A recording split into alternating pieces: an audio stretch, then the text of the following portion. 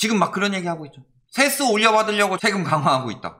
이번에 기재부에서 발표한 거 보셨어요? 그것도 많이 하고 있던데 2022년 양도세 예측한 거 엄청 많이 줄었어요. 보유세는 좀 늘었습니다. 근데 종부세는 조금 늘고 양도세는 엄청 줄었어요. 세수 확보하려고 부동산 가격 올린다는 건 말이 안 되죠. 그럴 거면은 양도세를 풀어서 거래를 더 활성화하는 게 훨씬 더 낫죠. 세수 올리려고 부동산 규제정책 쓴다. 자본주의의 지읒자도 모르는 거죠. 그래서 지읒도 모르는 것들 이런 식으로 이야기할 수 있죠. 왜? 쥐들이 그랬잖아요. 세금 올려서 거래 준다고. 매물이 안 나오는 건 아니지만 거래가 줄었다. 그런 식으로 이야기했죠. 양도세는 거래세인데 취득세도 못 받고 양도세도 못 받는데 규제 강화하면 해요? 50%짜리 3개 받는 게 나아요? 80% 올려가지고 하나 받는 게 나아요? 파는 거랑 똑같아요. 세금은 뭐 다를 것 같아요? 자본주의인데? 500원짜리 3개 파는 게 나아요? 아니면은 800원짜리 하나 파는 게 나아요? 1000원에 뛰어왔어. 1800원에 팔면은 하나밖에 안 팔리고 1500원에 팔면은 싸다고 해서 사람들이 많이 사가서 3개씩 팔아요. 그러면은 1500원에 3개 파는 게 훨씬 더 남는 거죠. 세금도 똑같아요. 거래세 같은 경우는 완화하면 세금 걷기 용이하기 때문에 세수 올리려면은 양도세 완화해야죠. 미쳤다고 중과하고 있어요 그걸. 그런데 세수 받아먹으려고 하고 있다. 이런 식으로 이야기하죠. 그래서 양도세 때문에 매물이 안 나와서 경기도 같은 경우는 투기 수요도 쭉 몰려가면서 풍선 효과 유도해가지고 그때 매물 쭉 빠지긴 했는데 전반적으로 볼까요? 핵심은 서울이죠. 38,000건에서 한 4만 건 정도. 거기 왔다 갔다 하는 게 기본 매물이고 이번에 연말에는 법인이나 분양권 등 강화되는 거 있었죠. 올해부터 강화되는 것들. 그러니까 연말에 늘었다가 그거 세금 되니까 쭉 빠지고 그 다음에 3월 공시가격 발표되고 나서 매물 쭉 늘었다가 그만큼 빠지고 그리고 이제 다시 늘고 있다. 양도세라면 그 이하로 쭉 빠져야죠. 갑자기 막 35,000건, 3만 건 이런 식으로 쭉쭉 빠져야 아 양도세 중과하면 매물이 주는구나 이런 식으로 생각이 들지. 자 그러면서 뭐만 하면 오른대요. 이재명 후보자가 당선되면 집값 폭등, 세금 폭등이다. 규제할수록 부동산은 오를 것 같다. 규제할수록 오른다. 고의로 집값을 올릴 수밖에 없다. 이런 걸 음모론이라고 하는 거예요. 임대 아파트를 하기 위해서 고의로 집값을 올린다. 실적 내기 위해서. 저런 걸 음모론이라고 하지 무슨 실거래 조작하는 거 다 나오고 있는데 그런 건 음모론이라고 하고 이런 건 정론인 것처럼 말하고 있어요. 예전에 그 오뎅탕님이 한 얘기랑 똑같죠. 집 사면 보수세니까 집 못 사게 한다. 이 뭔 개소리야! 임대 아파트 100만원 인기 터지려면은 잘 만들고 싸게 공급하고 요 두 가지만 되면 돼요. 그냥 일단 이런 식으로 이야기를 한다. 그냥 무조건. 임대 아파트가 효과를 보려면은 임대 아파트 때문에 집값이 멈추는 게 임대 아파트가 효과를 보는 겁니다. 왜? 집값 올리는 게 뭐였어요? 전세가, 갭투기.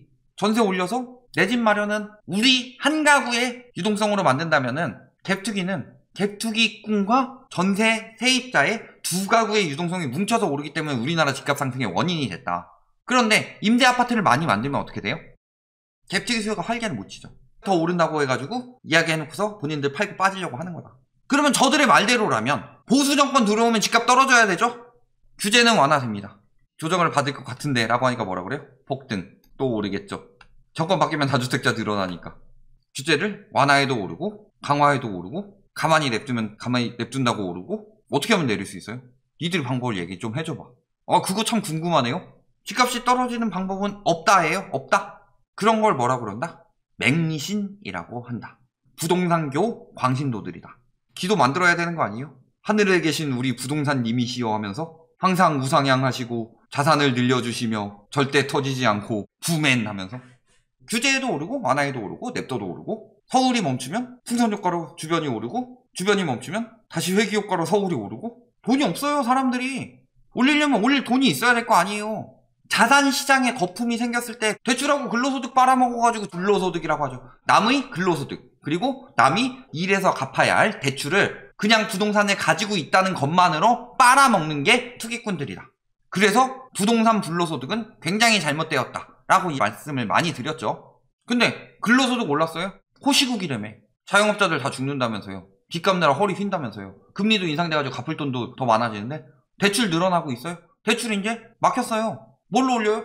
그러니까 일본 축구대표팀 맨날 지고 나서 뭐라 그래요? 1군이 나왔으면 안 졌다. 그러면서 전설의 1군이라고 부르죠. 일본 전설의 1군은 갈락티코 레알도 이길 수 있는 전설의 1군. 그런 것처럼 전설의 현금 부자들이 나와서 살 거라고 하고 있어요. 현금 부자들은 이미 현금화 있다. 시중 부동자금이 왜 자꾸 늘어나는데. 그래프를 거꾸로 읽으니까 이게 다시 들어올 거래요. 이게 다시 들어오려면 어떻게 돼야 돼요? 자, 이번에 코로나 때 주식시장 왜 불붙었어요? 떨어졌으니까. 싸다라는 느낌이 들었으니까 불붙은 거죠. 지금 현금 부자들이 싸다라는 느낌이 들어요? 팔고 현금화 있는데 더 올랐는데 싸다 하면서 현금 부자들이 돌아올 것 같아요? 말 같지도 않은 소리죠. 자, 거래 감세에도 동요 없답니다. 심리 이렇게 떨어진 게 동요 아니에요? KB, 그 다음에 부동산원, 심리 다 이렇게 떨어지고 있는데 동요가 없답니다. 동요가 왜 없어요? 엄청나게 동요하고 있는데 지금. 그러면서 최대 변수는 전세 이야기하면서 전세에 대해서 음모론이 나오고 있죠. 뭐라 그래요?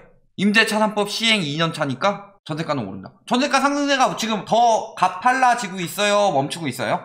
2년 차니까 이제 막 재계약 나오기 시작하는데 2년 차 되니까 괴리는 더 커졌을 거고 내년에 많이 나오겠네요? 그럼 그 사람들이 올려줄 전세가는 돼요? 내년에 뭐 대출 풀리고 난리를 치고 있는데 내년 3월 이후부터는 대출 거의 안 나오신다고 보면 돼요.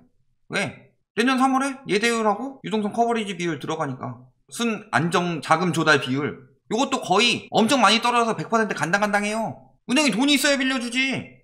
정부에서 대출 막지 마라. 은행 대출 풀어가지고 은행한테 돈 빌려주게 강요해라. 내가 망할 것을 은행이 연대 보증해가지고 내가 망하면 너도 같이 망하자. 연대 보증이에요. 연대 보증. 은행 보고 대출 늘리라고 하는 거는 무슨 정부에서 유동성을 막아요.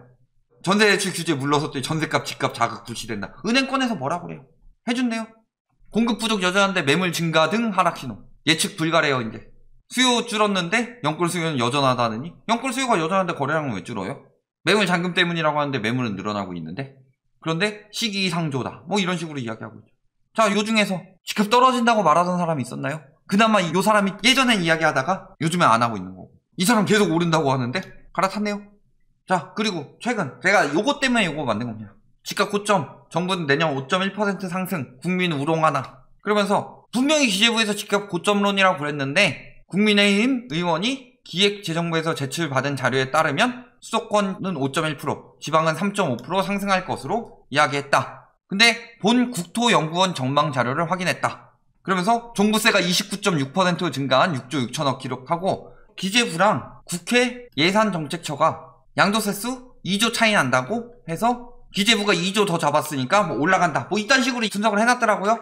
그래서 제출받은 자료는 조금 더 디테일한 내용이 들어가 있겠죠. 이런 내용이 뭐 들어가 있다고 치고 일단. 그리고 첫 번째, 여기서 받은 거를 따져봤을 때 5.1% 상승하는 얘기가 있냐? 근데 생각해봅시다. 종부세는 올라갈 수밖에 없죠. 왜? 종부세는 집값이 떨어져도 공시가격 올라가죠. 그 다음에 공정가액 비율 올라가죠. 그렇기 때문에 종부세는 당연히 더 거칠 수밖에 없다. 그렇다면 시세에 영향을 받는 게 뭐겠어요? 취득? 양도세. 자, 그랬을 때 보면은 양도세 예산안 2조 차이 난다는 게 이 정도 차이 난다는 거죠. 그래서 국회 예산정책처에서는 20.5조 원 예측했는데 기재부는 22.4조 원. 그래서 집값 오른다고 더 받는다고 치냐? 올해 27조 원이 전망인데 몇 프로 하락이에요? 증감률? 24%. 하락. 표지가 상승 같아 보이지만 이거 하락이에요. 하락한다.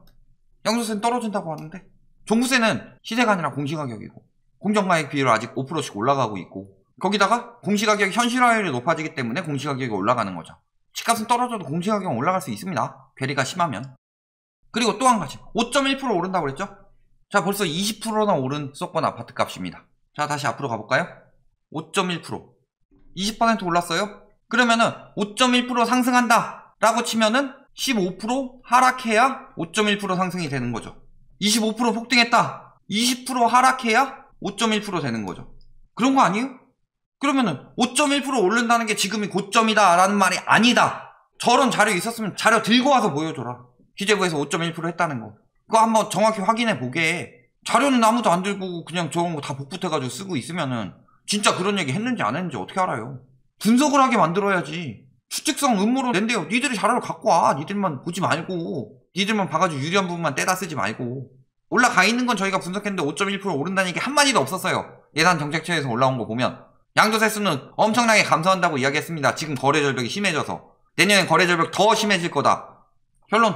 정권 바뀌면 집값 올라요. 규제도 오르고 완화에도 오르고 냅도도 오르고 기재부가 오른대요.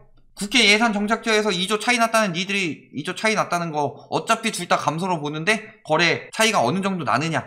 그 정도 차이인 거죠. 한쪽에서는 올리고 한쪽에서는 낮춘 게 아니다. 그리고 5.1% 올랐다는 거는 제출한 자료 그것만 따로 본인들이 어디서 보고 했나 본데 언론이 해석을 맘대로 하는 적이 한두 번이냐. 그리고 내년에 기재부든 예산정책처든 거래 박살나가지고 집값 더 올랐고 양도세율 더 올라갔는데도 세수가 확 줄어들 거라고 예측하고 있고 세수 거두려고 한다고 하는데 종부세는 적어도 2조는 안 늘었어요. 근데 양도세는 개박살 나요. 세수 확보하려고 세금 강화한 거예요. 보면 답 나온다. 거래량이 박살난다고 그랬는데 무슨 집값이 오른다는 얘기를 하냐. 아니면 자료를 들고 와라. 그럼 다시 한번 분석해서 이야기를 하자. 여기까지 말씀드리겠습니다.